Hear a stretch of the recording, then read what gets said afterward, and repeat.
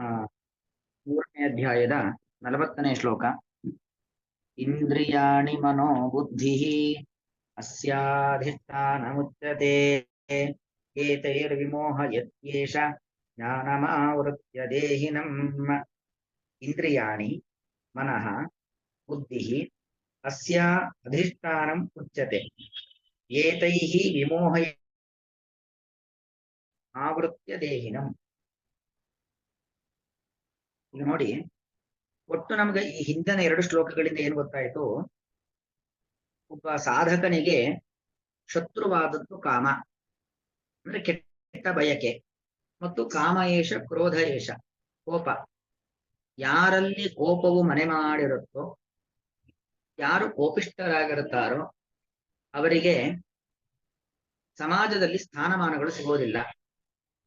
ಯಾರು ಕೆಟ್ಟ ಬಯಕೆ, ಅಸೂಯೆ ಇವುಗಳನ್ನ ತಮ್ಮ ಮನಸ್ಸಿನಲ್ಲಿ ತುಂಬಿಕೊಂಡಿರ್ತಾರೋ, ಯಾರು ವಿಪರೀತ ಕೋಪಿಷ್ಠರಾಗಿರ್ತಾರೋ ಅವರಲ್ಲಿ ಎಷ್ಟೇ ಒಂದು ಸಂಪನ್ಮೂಲಗಳಿದ್ರೂ ಕೂಡ, ಎಷ್ಟೇ ಅವರಲ್ಲಿ ಶಕ್ತಿ ಇದ್ರೂ ಕೂಡ ಅದಕ್ಕೊಂದು ಬೆಲೆ ಇಲ್ಲ.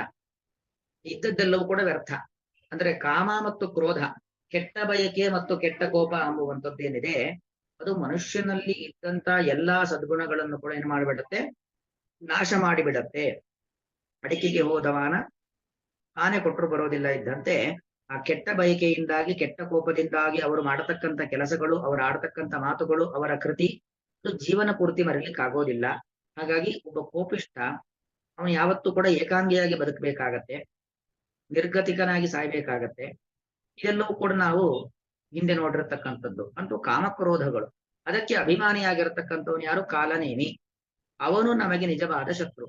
ಮನುಷ್ಯ ಕಾರಣವೇ ಇಲ್ಲದೇನೆ ನಮ್ಮ ಹೊರಗಿನವರನ್ನ ಶತ್ರು ಅಂತ ಅಂದ್ಕೊಂಡಿರ್ತಾನೆ. ಅದ್ ನಿಜವಾಗಿ ಹೊರಗಿನವರು ಯಾರು ಶತ್ರುಗಳಲ್ಲ. ಎಲ್ಲರೂ ಅವರವರ ಜೀವನವನ್ನ ಅವರವರು ನಡೆಸ್ತಾ ಇರ್ತಾರೆ. ಅವರವರದ್ದೇ ಆಗಿರತಕ್ಕಂಥ ಜೀವನದ ಒಂದು ಗುರಿ, ಒಂದು ಚೌಕಟ್ಟು ಅವರಿಗಿರುತ್ತೆ. ಎಲ್ಲರನ್ನೂ ಶತ್ರು ಅಂದುಕೊಂಡು ತನ್ನ ಜೀವನವನ್ನು ತಾನು ಹಾಳು ಮಾಡ್ಕೊಳ್ತಾ ಇರ್ತಾನೆ. ನಿಜವಾಗಿ ಅವನಿಗೆ ಯಾರು ಶತ್ರು ಆಗಿರ್ತಾರೆ ಅಂದ್ರೆ, ಅವನದ್ದೇ ಆಗಿರತಕ್ಕಂಥ ಕೆಟ್ಟ ಬಯಕೆಗಳು, ಅವನದ್ದೇ ಆಗಿರತಕ್ಕಂಥ ಸಂಶಯ ಪ್ರವೃತ್ತಿ, ಅವನದ್ದೇ ಆಗಿರತಕ್ಕಂಥ ಕೆಟ್ಟ ಕೋಪ, ಇದು ಅವನಿಗೆ ಶತ್ರು ಹೊರತು ಮತ್ಯಾವುದೂ ಕೂಡ ಶತ್ರುವಲ್ಲ ಅನ್ನೋದನ್ನ ಕೃಷ್ಣ ಪರಮಾತ್ಮ ಇಷ್ಟೊತ್ತು ಹೇಳಲು. ಹಾಗಾದ್ರೆ ಶತ್ರು ಯಾರು ಅಂದ್ರೆ ಕಾಮಕ್ರೋಧಾದಿಗಳು. ಅದನ್ನ ಪ್ರೇರೇಪಣೆ ಮಾಡತಕ್ಕಂಥವನು ಕಾಲನೇಮಿ ಅಂತಕ್ಕಂಥ ದೈತ್ಯ. ಅವನು ಶತ್ರು ಅಂತ ಗೊತ್ತಾಯ್ತು. ಹಾಗಾದ್ರೆ ಶತ್ರುವನ್ನ ಓಡಿಸ್ಬೇಕು ಅಂತ ಆದ್ರೆ ಶತ್ರು ಯಾರು ಅಂತ ಗೊತ್ತಾಗ್ಬೇಕು ಮೊದಲಿಗೆ. ಕೃಷ್ಣ ಈ ಹಿಂದಿನ ಶ್ಲೋಕಗಳಲ್ಲಿ ನಮ್ಮ ಶತ್ರು ಯಾರು ಅನ್ನೋದನ್ನು ತೋರಿಸಿಕೊಟ್ಟ. ಇನ್ನು ಆ ಶತ್ರು ಎಲ್ಲಿದ್ದಾನೆ ಅಂತ ಗೊತ್ತಾಗಬೇಕು. ಯಾಕಂದ್ರೆ ಶತ್ರುವಿನ ತಾಣ ಗೊತ್ತಾಗದೇನೆ ಶತ್ರುವನ್ನ ಗಡಿಪಾರು ಮಾಡ್ಲಿಕ್ಕೆ ಆಗೋದಿಲ್ಲ. ಶತ್ರುವನ್ನ ಗಡಿಪಾರು ಮಾಡಬೇಕು, ನಾವು ಸಾಧಕರಾಗಬೇಕು ಅಂತ ಆದ್ರೆ ಶತ್ರುವಿನ ಒಂದು ಸ್ಥಾನ, ಎಲ್ಲಿ ಅಡಗಿ ಕೂತಿದ್ದಾನೆ ಅನ್ನೋದು ಗೊತ್ತಾಗಲೇಬೇಕು ಅಲ್ವಾ? ನಮ್ಮ ಸೈನಿಕರಿಗೆ ಶತ್ರುಗಳ ಸ್ಥಾನವನ್ನ ತಿಳಿದುಕೊಳ್ಳದೇನೆ ಅವರು ಯಾವುದೇ ರೀತಿ ಶತ್ರುಗಳ ಮೇಲೆ ಬಲಪ್ರಯೋಗ ಮಾಡ್ಲಿಕ್ಕೆ ಆಗೋದಿಲ್ಲ. ಹಾಗಾಗಿ ಮೊದಲು ಮಾಡತಕ್ಕಂಥ ಕೆಲಸ ಯಾವುದು? ಶತ್ರು ಯಾರು ಅಂತ ಕಂಡುಹಿಡಿಯೋದು ಮೊದಲನೇ ಕೆಲಸ. ಕಂಡುಹಿಡಿದ ನಂತರದಲ್ಲಿ ಶತ್ರುಗಳನ್ನ ಓಡಿಸುವ ಕ್ರಮ ಹೇಗೆ ಅಂತ ತಿಳ್ಕೊಳ್ಬೇಕಾದ್ರೆ ಶತ್ರುಗಳು ಇರುವ ತಾಣ ಯಾವುದು, ಅವರ ನೆಲೆ ಯಾವುದು ಅಂತ ಗೊತ್ತಾಗಬೇಕು.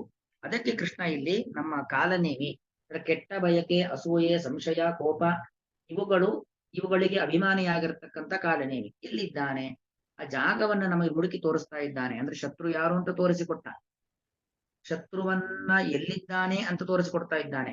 ಇನ್ನು ಮುಂದೆ ಶತ್ರುವನ್ನ ಓಡಿಸುವ ಕ್ರಮ ಹೇಗೆ ಅನ್ನೋದನ್ನು ಕೂಡ ಹೇಳ್ಕೊಡ್ತಾನೆ. ಅಂದ್ರೆ ಕೃಷ್ಣ ನಮಗೆ ಎಷ್ಟು ಪ್ರತಿ ಹಂತದಲ್ಲೂ ಕೃಷ್ಣನ ಮಾತನ್ನ ಪರಿಪಾಲಿಸ್ತಾ ಹೋದ್ರೆ ನಾವು ಅಷ್ಟು ಉಪಕೃತರಾಗ್ತೇವೆ, ಅಷ್ಟು ಜೀವನದಲ್ಲಿ ಎತ್ತರದಲ್ಲಿ ಇರ್ತೇವೆ. ಕೃಷ್ಣ ಒಂದು ಉಪಕಾರವನ್ನ ಮಾಡ್ತಾ ಇದ್ದಾನೆ, ಶತ್ರುವಿನ ತಾಣವನ್ನ ತೋರಿಸ್ಕೊಡ್ತಿದ್ದಾನೆ. ಇಂದ್ರಿಯಾಣಿ ಮನೋಬುದ್ಧಿ ಅಸ್ಯ ಅಧಿಷ್ಠಾನ ಉಚ್ಯತೆ. ಅಸ್ಯ ಅಂದ್ರೆ ಇವನಿಗೆ ಅಂದ್ರೆ ಯಾರಿಗೆ? ಕಾಮ, ಕ್ರೋಧ, ಅದೇ ರೀತಿ ಸಂಶಯ, ಅಸೂಯೆ, ಇದೆಲ್ಲ ಕಾಲನೇಮಿಯ ಪ್ರಭಾವಗಳು. ಇದೆಲ್ಲದಕ್ಕೂ ಕೂಡ ಅಧಿಷ್ಠಾನ ಅಂದ್ರೆ ಆಶ್ರಯ ಸ್ಥಾನ ಅಂತ ಅರ್ಥ. ಅಧಿಷ್ಠಾನ ಶಬ್ದಕ್ಕರ್ಥ ಏನು? ಆಶ್ರಯ ಸ್ಥಾನ. ಯಾವ್ದ್ಯಾವುದು ಆಶ್ರಯ ಸ್ಥಾನ ಅಂದ್ರೆ ನಮ್ಮ ಕಾಮಕ್ರೋಧಗಳು ಎಲ್ಲಿರ್ತಾವೆ ಅಂದ್ರೆ ಇಂದ್ರಿಯಾಣಿ, ನಮ್ಮ ಇಂದ್ರಿಯಗಳು, ಜ್ಞಾನೇಂದ್ರಿಯಗಳು ಮತ್ತು ಕರ್ಮೇಂದ್ರಿಯಗಳು. ಮುಖ್ಯವಾಗಿ ಜ್ಞಾನೇಂದ್ರಿಯದಿಂದ ಪಡೆದ ಜ್ಞಾನವನ್ನ ಪಡಿಲಿಕ್ಕೋಸ್ಕರವಾಗಿ ನಾವು ಕರ್ಮೇಂದ್ರಿಯದಿಂದ ಪ್ರವೃತ್ತಿ ಮಾಡತಕ್ಕಂಥದ್ದು. ಹಾಗಾಗಿ ನಮ್ಮ ಜ್ಞಾನೇಂದ್ರಿಯಗಳು ಮತ್ತು ಮನಃ, ಬಯಕೆಯನ್ನು ಹುಟ್ಟಿಸುವುದು ಯಾವುದು? ಮನಸ್ಸಲ್ವಾ? ಇದು ನನಗೆ ಬೇಕು, ಇದು ನನಗೆ ಬೇಡ. ಈ ಬೇಕು ಬೇಡಗಳೆಂಬ ಬಯಕೆಯನ್ನು ಹುಟ್ಟಿಸ್ತಕ್ಕಂಥದ್ದು ಯಾವುದು ಅಂದ್ರೆ ನಮ್ಮ ಮನಸ್ಸು. ಹಾಗಾಗಿ ಶತ್ರು ಅಡಗಿ ಕೂತಂತ ಮೊದಲನೇ ಸ್ಥಾನ ಯಾವುದು? ನಮ್ಮ ಇಂದ್ರಿಯ. ಶತ್ರು ಅಡಗಿ ಕೂತಿರ್ತಕ್ಕಂತ ನಮ್ಮ ಎರಡನೇ ಸ್ಥಾನ ಯಾವುದು? ಮನಸ್ಸು. ಅದಕ್ಕೆ ಹೇಳುವಂತ ಮಾತು ಮನ ಏವ ಕಾರಣ ಮನುಷ್ಯಾಣ ಬಂಧ ಮೋಕ್ಷಯೋಹೋ. ಒಬ್ಬ ವ್ಯಕ್ತಿಯ ಬಂಧನಕ್ಕೂ ಒಬ್ಬ ವ್ಯಕ್ತಿಯ ಬಿಡುಗಡೆಗೂ ಕಾರಣವಾಗಿರ್ತಕ್ಕಂಥದ್ದು ಯಾವುದು ಅಂತ ಕೇಳಿದ್ರೆ ಮನಸ್ಸೇ. ಮನಸ್ಸು ಎಷ್ಟು ಪರಿಶುದ್ಧವಾಗಿರುತ್ತೋ ಅಷ್ಟು ಅವನು ನಿರ್ಮಲವಾಗಿರುತ್ತಾನೆ. ಮನಸ್ಸನ್ನು ಎಷ್ಟು ಕಶ್ಮಲವನ್ನಾಗಿ ಮಾಡಿಕೊಳ್ತಾನೋ ಅಷ್ಟು ಅವನು ಮೈಲಿಗೆಯಿಂದ ಇರುತ್ತಾನೆ, ಅಷ್ಟು ಅವನು ಕ್ಲಿಷ್ಟ ಪರಿಸ್ಥಿತಿಯಲ್ಲಿ ಇರುತ್ತಾನೆ. ಆದ್ದರಿಂದಾಗಿ ಶತ್ರು ಅಡಗಿ ಕೂತಂತ ಎರಡನೇ ಸ್ಥಾನಗಳು, ಎರಡನೇ ಸ್ಥಾನ ಅದು ಮನಸ್ಸು. ಪ್ರತಿಯೊಂದು ಬಯಕೆ ಹುಟ್ಟತಕ್ಕಂಥದ್ದು ಕೂಡ ಅದು ನಮ್ಮ ಮನಸ್ಸಿನಲ್ಲಿ. ಇನ್ನು ಮೂರನೇ ಸ್ಥಾನ ಯಾವುದು ಅಂತ ಕೇಳಿದ್ರೆ ಅದು ಬುದ್ಧಿ. ಯಾಕಂದ್ರೆ ಮನಸ್ಸು ಬಯಕೆಯ ಕೇಂದ್ರ ಬಿಂದುವಾದ್ರೆ ಬುದ್ಧಿ ಅದು ತೀರ್ಮಾನದ ಕೇಂದ್ರ ಬಿಂದು.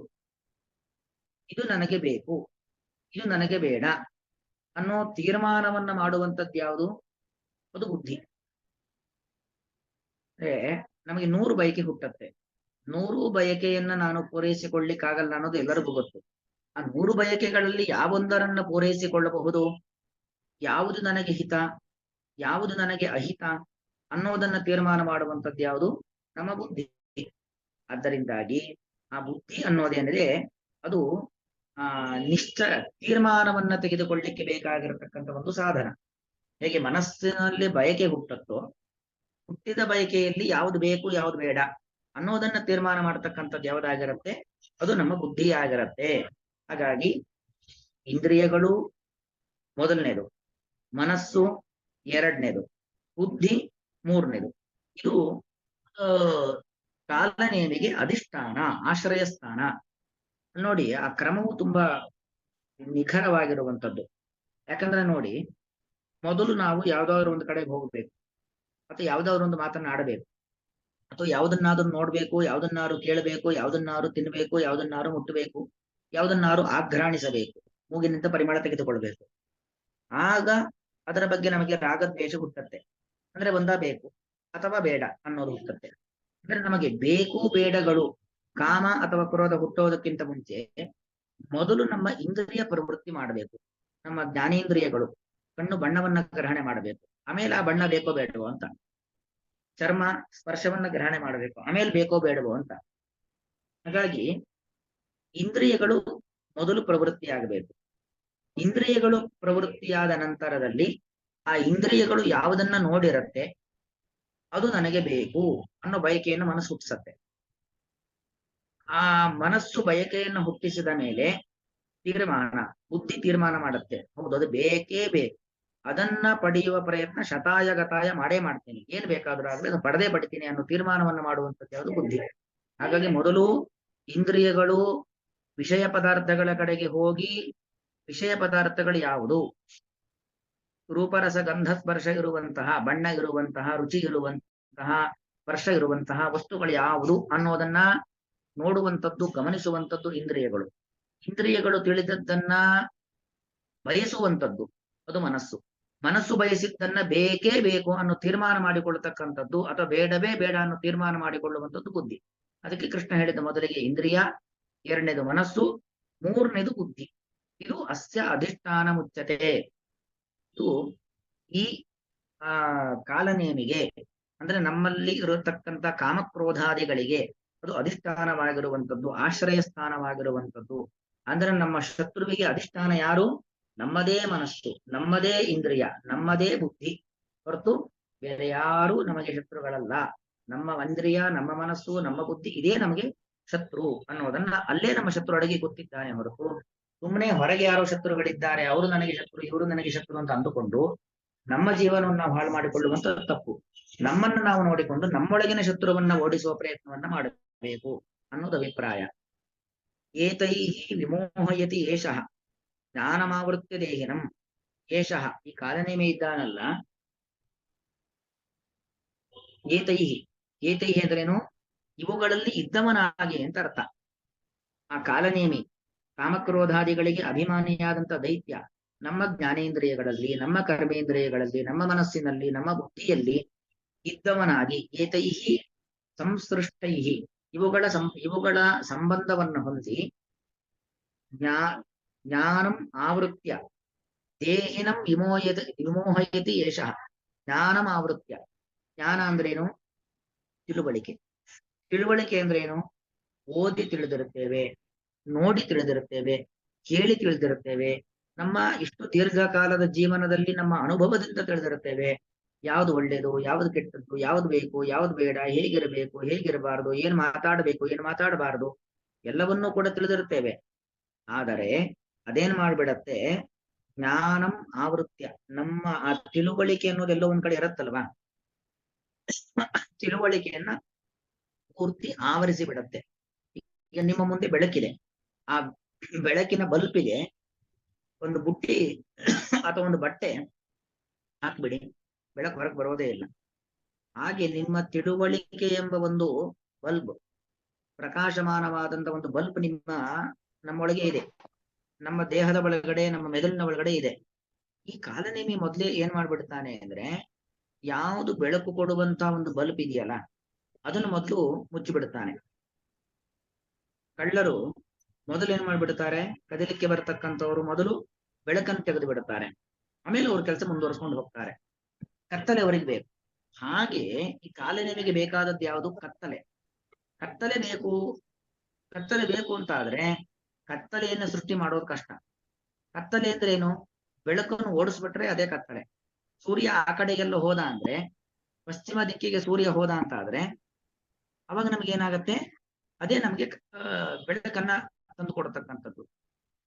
ಆದ್ರಿಂದ ನಾವೇನ್ ಮಾಡ್ಬೇಕು ಅಂತ ಹೇಳಿದ್ರೆ, ಆ ಕತ್ತಲೆಯನ್ನ ಸೃಷ್ಟಿ ಮಾಡ್ಕೊಳ್ಬೇಕಾದ್ರೆ ಮೊದಲು ಬೆಳಕನ್ನು ಓಡಿಸ್ಬೇಕು. ಕಾಲನೇಮಿ ಆ ಕೆಲಸ ಮಾಡ್ತಾನೆ. ಜ್ಞಾನಂ ಆವೃತ್ಯ, ಜ್ಞಾನವನ್ನು ಮುಚ್ಚಾಕ್ಬಿಡ್ತಾನೆ. ದೇಹಿನಂ ವಿಮೋಹಯತಿ, ಈ ದೇಹದಾರಿಯಾಗಿರ್ತಕ್ಕಂಥ ಈ ಒಬ್ಬ ಜೀವಾತ್ಮ ಅಂತ ಏನಿದ್ದಾನೆ ಅವನನ್ನ ವಿಮೋಹಯತಿ. ಬರೀ ಮೋಹಯತಿ ಅಲ್ಲ, ವಿಮೋಹಯತಿ, ವಿಶೇಷವಾಗಿ ಮೋಹವನ್ನು ಉಂಟು ಮಾಡ್ತಾನೆ. ಅಂದ್ರೆ ಅನೇಕ ರೀತಿಯಲ್ಲಿ ವಂಚಿಸ್ತಾ ಇರ್ತಾನೆ, ದಾರಿ ತಪ್ಪಿಸ್ತಾ ಇರ್ತಾನೆ, ತಾನು ಮಾಡಿದ್ದೇ ಸರಿ ಅಂತ ಹೇಳ್ತಾನೆ. ಜಗತ್ತಿನ 99 ಜನ ಒಂದು ರೀತಿಯಲ್ಲಿ ಹೇಳಿದ್ರೆ, ಒಂದನ್ನ ಒಪ್ಪಿದ್ರೆ ಇವನೊಬ್ಬನದ್ದೇ ಒಂದ್ ದಾರಿ, ಅವನ ಮಾತೇ ಒಂಥರ ಇರುತ್ತೆ, ಅವನದ್ದೇ ಬೇರೆ ಆಗಿರುತ್ತೆ. ಯಾಕೆ? ಅವನು ಆ ಅಜ್ಞಾನದ ಕೂಪದಲ್ಲಿ ಮುಳುಗಿಬಿಟ್ಟಿದ್ದಾನೆ. ಅಜ್ಞಾನದ ಕೂಪದಲ್ಲಿ ಮುಳುಗಿದ್ದರಿಂದಾಗಿ ಎಲ್ಲರೂ ಒಂದು ಹೇಳಿದ್ರೆ ಇವನದ್ದೇ ಒಂದು ದಾರಿ, ಇವನದೇ ಒಂದು ಮಾತು, ಇವನದೇ ಒಂದು ಕೃತಿ ಆಗಿರುತ್ತೆ. ತಪ್ಪನ್ನೇ ಸರಿ ಎಂಬತಕ್ಕಂಥ ಭ್ರಾಂತಿಯನ್ನು ಹುಟ್ಟಿಸ್ತಾನೆ. ಅಯಥಾರ್ಥವನ್ನೇ ಯಥಾರ್ಥ ಎಂಬತಕ್ಕಂಥ ಜ್ಞಾನವನ್ನು ತಂದುಕೊಡ್ತಾನೆ. ಇದೆಲ್ಲ ಕಾಲನೇಮಿಯ ಒಂದು ಕೆಲಸ. ಅಂತೂ ಕಾಲನೇಮಿ ಏನ್ ಮಾಡ್ತಾನೆ ಅನ್ನೋದನ್ನ ಹೇಳ್ತಾ ಇದ್ದಾನೆ ಕೃಷ್ಣ ಇಲ್ಲಿ. ಆ ಕಾಲನೇಮಿ ಎಲ್ಲಿದ್ದಾನೆ ಅನ್ನೋದನ್ನ ಹೇಳ್ತಾ ಇದ್ದಾನೆ. ಹಾಗೆ ಮುಂದೆ ಆ ಕಾಲನೇಮಿಯನ್ನ ಓಡಿಸ್ತಕ್ಕಂಥ ಕ್ರಮ ಹೇಗೆ ಅನ್ನೋದನ್ನು ಮುಂದೆ ಹೇಳ್ತಾನೆ. ಶತ್ರು ಯಾರು ಅಂತ ತೋರಿಸಿಕೊಟ್ಟು, ಶತ್ರು ಎಲ್ಲಿದ್ದಾನೆ ಅಂತ ತೋರಿಸಿಕೊಟ್ಟು, ಶತ್ರುವನ್ನ ಓಡಿಸುವ ಕ್ರಮ ಹೇಗೆ ಅನ್ನೋದನ್ನು ಕೂಡ ಕೃಷ್ಣ ಹೇಳ್ತಾ ಇದ್ದಾನೆ ಈ ಎಲ್ಲ ಶ್ಲೋಕಗಳ ಮೂಲಕವಾಗಿ. ಇದರ ಅನ್ವಯಾರ್ಥ ನೋಡೋಣ. ಇಂದ್ರಿಯಾಣಿ, ಜ್ಞಾನೇಂದ್ರಿಯಗಳು ಹಾಗೂ ಕರ್ಮೇಂದ್ರಿಯಗಳು, ಅಸ್ಯ ಈ ಕಾಮ, ಕ್ರೋಧ, ಲೋಭ, ಮೋಹ, ಮದ, ಮಾತ್ಸರ್ಯ, ಸಂಶಯ, ಅಸೂಯೆ, ಈ ಎಲ್ಲ ದುರ್ಗುಣಗಳಿಗೆ ಅಭಿಮಾನಿಯಾಗಿರುವಂತ ಕಾಲನೇಮಿಗೆ ಇಂದ್ರಿಯಾಣಿ, ಜ್ಞಾನೇಂದ್ರಿಯಗಳು, ಕರ್ಮೇಂದ್ರಿಯಗಳು ಮತ್ತು ಮನಃ, ಕನಸನ್ನ ಕಾಣುವಂತ ಮನಸ್ಸು, ಬಯಕೆಯನ್ನು ಹುಟ್ಟಿಸುವಂತ ಮನಸ್ಸು, ಬುದ್ಧಿ, ತೀರ್ಮಾನವನ್ನ ತೆಗೆದುಕೊಳ್ಳುವಂತ ಬುದ್ಧಿ, ಇದೆಲ್ಲವೂ ಕೂಡ ಅಧಿಷ್ಠಾನಂ, ಆಶ್ರಯ ಸ್ಥಾನ ಎಂಬುದಾಗಿ ಉಚ್ಯತೆ, ಹೇಳಲ್ಪಡುತ್ತದೆ. ಶಾಸ್ತ್ರದಲ್ಲಿ, ವೇದದಲ್ಲಿ, ಪುರಾಣದಲ್ಲಿ ಎಲ್ಲ ಹೇಳಿದೆ. ಅಷ್ಟು ಮಾತ್ರ ಅಲ್ಲ, ಮಯಾ ಉಚ್ಯತೆ, ನಾನು ಕೂಡ ಅದನ್ನೇ ಹೇಳ್ತಾ ಇದ್ದೇನೆ. ನಾನು ಅಂದ್ರೆ ಕೃಷ್ಣ. ನನ್ನ ಅಭಿಪ್ರಾಯವೂ ಕೂಡ ಅಷ್ಟೇ. ಈ ಇಂದ್ರಿಯ, ಈ ಮನಸ್ಸು, ಈ ಬುದ್ಧಿ, ಇದೇ ಕಾಲನೇಮಿಗೆ ಅಧಿಷ್ಠಾನ ಅನ್ನೋದನ್ನ ಹೇಳ್ತಾ ಇದ್ದಾನೆ. ಏಷಃ, ಈ ಕಾಲನೇಮಿಯು, ಏಭಿಹಿ ಅಂತ ಇಟ್ಕೊಳ್ಬೇಕಲ್ಲಿ. ಏತೈಹಿ ಅಂದ್ರೆ ಇವುಗಳಿಂದಾಗಿ, ಅಂದ್ರೆ ಇವುಗಳ ಸಂಪರ್ಕದಿಂದಾಗಿ ಅಂತ. ಅಂದ್ರೆ ಈ ಇಂದ್ರಿಯ, ಈ ಮನಸ್ಸು, ಈ ಬುದ್ಧಿ, ಇವುಗಳಲ್ಲಿ ಸಂಪರ್ಕವನ್ನು ಹೊಂದಿದವನಾಗಿ, ದೇಹಿನಂ, ಜೀವನನ್ನು, ಜ್ಞಾನಂ ಆವೃತ್ಯ, ಸಾಧಕನ ಜ್ಞಾನವನ್ನು, ತಾನು ನೋಡಿ ಕೇಳಿ ತಿಳಿದಂತಹ ಜ್ಞಾನವನ್ನು, ಆವೃತ್ಯ ಮರೆಮಾಚಿ, ಮುಚ್ಚಿ ಹಾಕಿ, ದೇಹಿನಂ, ಜೀವನನ್ನು, ವಿಮೋಹಯತಿ, ಅನೇಕ ರೀತಿಯಲ್ಲಿ ವಂಚಿಸುತ್ತಾನೆ, ಅವನ ತಲೆ ಕೆಡಿಸುತ್ತಾನೆ, ದಾರಿ ತಪ್ಪಿಸುತ್ತಾನೆ, ತಪ್ಪನ್ನೇ ಸರಿ ಎಂಬ ಭ್ರಾಂತಿಯನ್ನು ಹುಟ್ಟಿಸುತ್ತಾನೆ, ಸುಳ್ಳನ್ನೇ ಸತ್ಯವನ್ನಾಗಿ ತಿಳಿಯುವಂತೆ ಮಾಡುತ್ತಾನೆ, ಅಯಥಾರ್ಥವನ್ನೇ ಯಥಾರ್ಥ ಎಂಬುವಾಗಿ ನಂಬುವಂತೆ ಮಾಡುತ್ತಾನೆ. ಇದೆಲ್ಲ ಇಂದ್ರಿಯ, ಮನಸ್ಸು ಮತ್ತು ಬುದ್ಧಿ ಇದರಲ್ಲಿ ಇರತಕ್ಕಂಥ ಕಾಲನೇಮಿಯ ಕೆಲಸ ಅದೆಲ್ಲವೂ ಕೂಡ. ಇಂದ್ರಿಯಾಣಿ ಮನೋ ಬುದ್ಧಿ ಅಸ್ಯಾಧಿಷ್ಠಾನ ಉಚ್ಯತೆ ಏತೈರ್ವಿಮೋಹಯತ್ಯೇಷ ಜ್ಞಾನಮಾವೃತ್ಯ ದೇಹಿನಂ. ಹಾಗಾಗಿ ನೋಡಿ, ದುರ್ಯೋಧನನಿಗೆ ಜಗತ್ತಿನಲ್ಲಿ ಒಬ್ರು ಒಳ್ಳೆಯವರು ಕಾಣಲೇ ಇಲ್ಲ ಅಲ್ವಾ? ಯಾಕೆ? ಅವನ ಇಂದ್ರಿಯ, ಅವನ ಮನಸ್ಸು, ಅವನ ಬುದ್ಧಿ ಅದು ಪೂರ್ತಿ ಕಾಲನೇಮಿಯಿಂದ ಆವೃತವಾಗಿಬಿಟ್ಟಿತ್ತು. ಇದು ವಿಪರ್ಯಾಸ. ಸಾಕ್ಷಾತ್ ಕೃಷ್ಣನೇ ಹೋಗಿ ಉಪದೇಶ ಕೊಟ್ಟರು ಕೂಡ ಅವನ ತಲೆ ಸರಿ ಆಗ್ಲೇ ಇಲ್ಲ, ಅವನಿಗೆ ಬುದ್ಧಿ ಬರಲೇ ಇಲ್ಲ. ಕೊನೆಗೆ ಏನ್ ಮಾಡ್ದ? ಕೃಷ್ಣನದ್ದೇ ಮಾತನ್ನ ಕೃಷ್ಣ ನೆನಪು ಮಾಡ್ಕೊಂಡು ಬಿಟ್ಟ. ತಸ್ಮಾದ್ ಅಪರಿಹಾರ್ಯೇ ಅರ್ಥೆ ನತ್ವಂ ಶೋಚಿತುಮರ್ಹಸಿ. ಯಾರನ್ನ ಬುದ್ಧಿವಾದ ಹೇಳಿ ಸರಿ ಮಾಡ್ಲಿಕ್ಕೆ ಆಗೋದಿಲ್ವೋ, ಯಾವುದನ್ನ ಸರಿ ಮಾಡ್ಲಿಕ್ಕೆ ಆಗೋದಿಲ್ವೋ ಅದನ್ನ ಸರಿ ಮಾಡುವ ಪ್ರಯತ್ನ ಮಾಡಬೇಡಿ, ಹೋದ ದಾರಿಗೆ ಅದನ್ನು ಬಿಟ್ಟು ಬಿಡಿ ಅನ್ನೋದನ್ನ ಕೃಷ್ಣ ನೆನಪು ಮಾಡಿಕೊಂಡು ದುರ್ಯೋಧನನಿಗೆ ಯಾವುದೇ ರೀತಿಯಲ್ಲಿ ಉಪದೇಶ ಮಾಡ್ಲಿಕ್ಕೆ ಹೋಗಿಲ್ಲ. ಯುದ್ಧವಾಯಿತು, ಯುದ್ಧದಲ್ಲಿ ಸತ್ತು ಬಿದ್ದ. ಎಷ್ಟರ ಮಟ್ಟಿಗೆ ಅವನಲ್ಲಿ ಕಾಲನೇಮಿ ಆವರಿಸಿ ಬಿಟ್ಟಿತ್ತು ಅಂದ್ರೆ, ದುರ್ಯೋಧನನಿಂದ ಪೆಟ್ಟು ತಿಂದು ಬಿದ್ದಾಗಲೂ ಕೂಡ ಪಾಂಡವರನ್ನ ದ್ವೇಷ ಮಾಡ್ತಾ ಇದ್ದ ದುರ್ಯೋಧನ. ಆ ಕೊನೆ ಕಾಲದಲ್ಲೂ ಕೂಡ ಅಶ್ವತ್ಥಾಮನನ್ನ ಕರೆಸಿ ಪಾಂಡವರನ್ನ ನಿರ್ವಂಶವನ್ನಾಗಿ ಮಾಡುವಂತ ಹೇಳ್ತಾನೆ. ಅಂದ್ರೆ ಕೊನೆ ಕಾಲ ಸಾಯುವ ಸಂದರ್ಭದಲ್ಲೂ ಬುದ್ಧಿ ಬಂದಿಲ್ಲ. ಆ ಕಾಲನೇಮಿಯ ಪ್ರಭಾವ ನೋಡಿ ಎಷ್ಟಿರತ್ತೆ ಅಷ್ಟು. ಯಾಕಂದ್ರೆ ಕೊನೆ ಕಾಲ ಅನ್ನುವಂಥದ್ದು ಇದೆಯಲ್ಲ, ಆಗ್ಲಾರು ಚೂರುವಾಗಿ ಒಳ್ಳೆತನ ಬಂತು ಅಂತ ಆದ್ರೆ ಕಡೆ ಪಕ್ಷ ಮುಂದಿನ ಜನ್ಮದಲ್ಲಿ ನಮ್ಗೆ ಒಳ್ಳೇದಾಗತ್ತೆ. ಆದರೆ ದುರ್ಯೋಧನನಿಗೆ ಸಾಯುವ ಸಂದರ್ಭದಲ್ಲೂ ಕೂಡ ಕೃಷ್ಣನಲ್ಲಿ ಭಕ್ತಿ ಬಂದಿಲ್ಲ, ಪಾಂಡವರ ಬಗ್ಗೆ ಒಳ್ಳೆ ಅಭಿಪ್ರಾಯ ಬಂದಿಲ್ಲ. ಈ ಕಾಲನೇಮಿಯ ಕೆಲಸ ಅಷ್ಟಿರತ್ತೆ ಅನ್ನೋದನ್ನು ನಾವು ಇಂತಹ ಕೆಲವೊಂದು ದೃಷ್ಟಾಂತಗಳನ್ನು ನೋಡಿ ನಾವು ತಿಳ್ಕೊಳ್ಬಹುದು. ಶ್ರೀಕೃಷ್ಣಾರ್ಪಣ.